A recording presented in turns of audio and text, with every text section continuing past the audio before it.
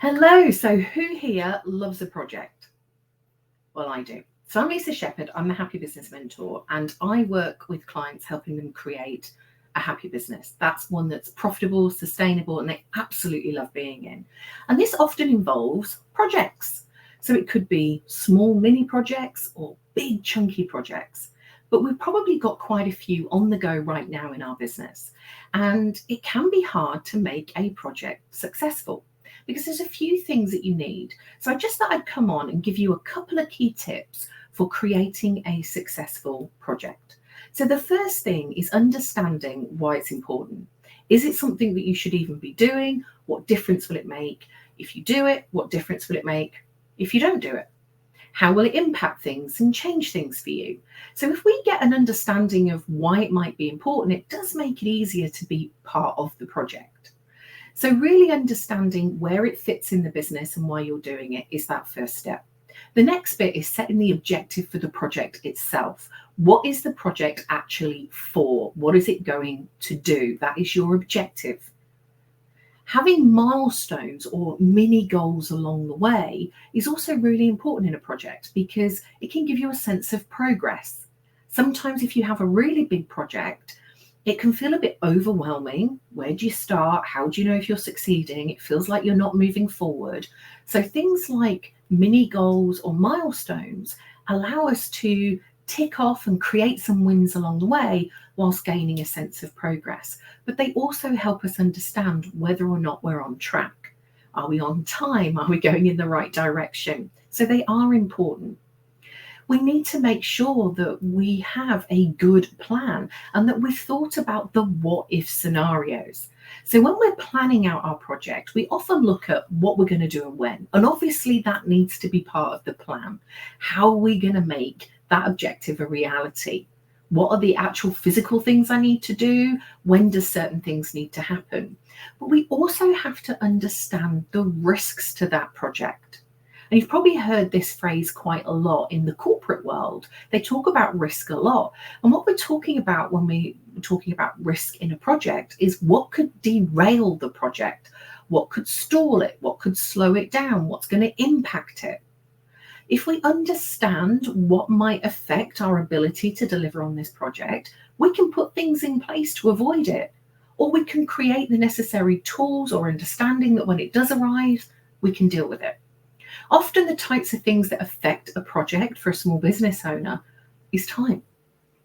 Time, energy, resource, because we just don't have as much of it as a larger organization. So we set out with really good intentions to complete a project in a certain time scale, and then life gets in the way. Something happens, a big job comes in, and suddenly it gets derailed. Understanding when or that how that might happen means that you can put things in place to either keep you on track or amend it as necessary. So when you're building out that plan, also think about what could impact it both positively and negatively, and how will that change things. Think about the resource that you're going to need for that project. Are you going to need help? Are you going to need more people? Are you going to need specialist equipment or new software? Do you need to have a new skill? Is learning part of that project? Do you need to invest not just time and energy, but money? If so, how much? What sort of return are you going to get from that? You need to make sure that you've fully understood all of the implications of your plan and your project. Once you've got that in place, you now have a really strong roadmap that has timescales attached. That is super important because if you don't put a timescale for something, it's going to continue to drift because you are saying to yourself, it's not important enough to have one. And then other things are going to keep coming in front of it. So make sure that you have this robust plan. The last step in a successful project is committing to it and taking the action. I see so many people have ideas about things that they want to do. They've even done the decision making and the thought process and might even have created the plan, but they don't implement it. They don't start. They don't commit. And once you have committed, honor your commitment. Also, don't take too many projects on at the same time. You are setting yourself up for failure. And there's no worse feeling in your business. So for a successful project, you need to understand why it's necessary and how it's going to change or impact things. What is the core objective? What is it going to achieve? What are the milestones, the mini wins along the way that help you track it to make sure you're on track? What are the resources and investment necessary? What is the time and energy? What are the challenges or hurdles that might impact it? The risk of it derailing? What software or equipment are you going to need? What support or learning? And then commit to that. And don't take on too much. Be realistic about your abilities, your time, your energy, and your resource.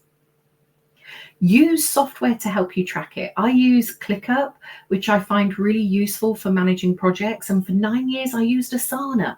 And there's many others as well. These things just help us stay on track. Get an accountability buddy or a mentor to keep you focused. But projects are an important part of our business. So let's not let them just drift by. Let's make sure that we own them and we're making a real difference.